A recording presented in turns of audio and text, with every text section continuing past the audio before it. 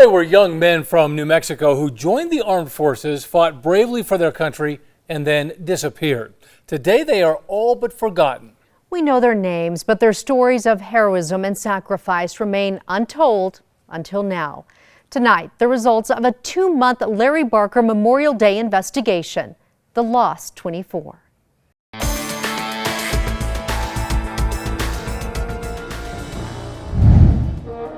56 men were lost. 100 men were lost. A total of 100 men were lost. Tucked away among the ball fields and the bike paths at Albuquerque's Bullhead Park is an obscure memorial marked by a pair of tarnished plaques. While this is a place to relax and have fun, it has a solemn purpose too. You see, Bullhead Park is named for a U.S. submarine sunk in the final days of World War II. This park is dedicated to the memory of the 84 sailors who perished. 52 naval submarines were lost fighting the Pacific War. Among the thousands of sailors who perished were 24 New Mexicans. They came from Springer, Cuba, Albuquerque, Mora, Los Lunas, Gallup. All disappeared. We can only surmise their fates. Their bodies never recovered. There were no funerals. Family members never got to say goodbye.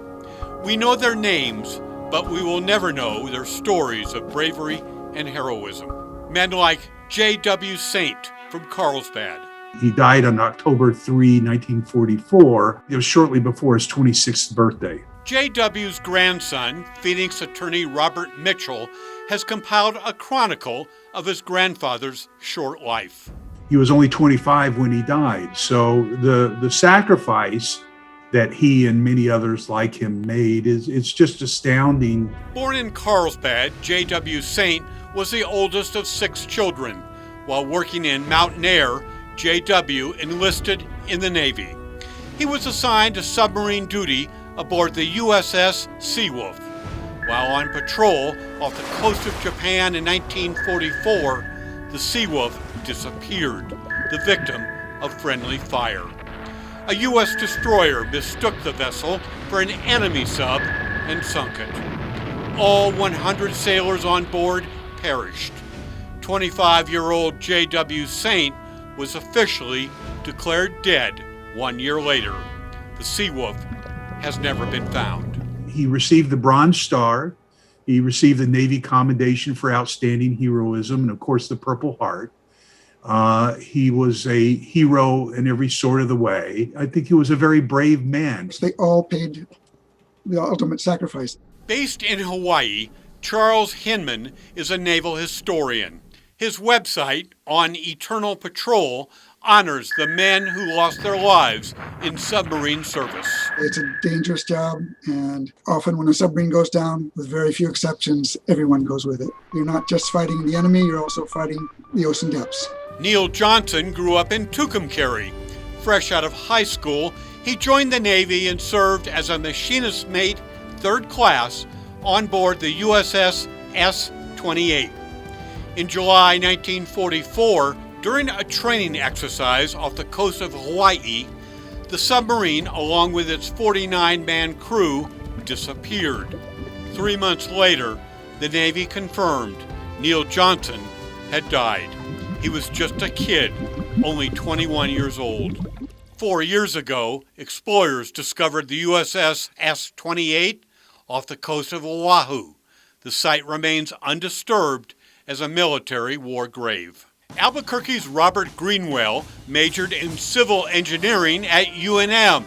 In the Navy, he reached the rank of lieutenant aboard an attack-class submarine, the USS Trigger. While on patrol off the coast of Japan in 1945, the Trigger was attacked by enemy forces and disappeared. The entire 89-man crew perished.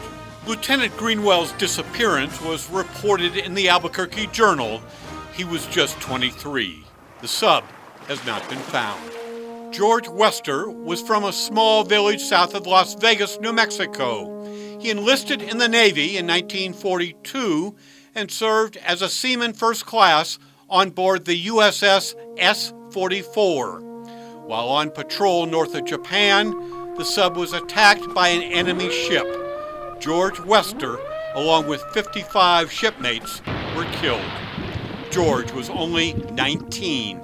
A gravestone at the Santa Fe National Cemetery honors his memory. At Central New Mexico's Stanley High School, J.T. Northam was a football and basketball star. He graduated in 1941. Cattle rancher Sam King was a classmate. J.T. enlisted in the Navy and served on a submarine called the Grayback. In 1944, while on patrol in the Pacific, the Grayback came under air attack and disappeared. All 80 sailors on board were killed. At the Edgewood Cemetery, a stone monument honors the memory of J.T. Northam.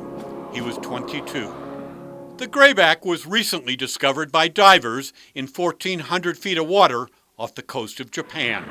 During World War II, Navy submarines suffered the highest casualty rate among all U.S. Armed Forces. 3,500 submariners perished, including 24 brave young New Mexico men. Take a close look at the faces. As we approach Memorial Day, they serve as a reminder of patriotism, bravery, and sacrifice. It's so inspirational for, the time we live in today where, we don't always see that type of heroism that I think that whole generation demonstrated. Larry Barker, KRQE, News 13. And to learn more about all 24 of these brave New Mexicans, head to alwaysonkrqe.com. Great story tonight. Great story. Absolutely.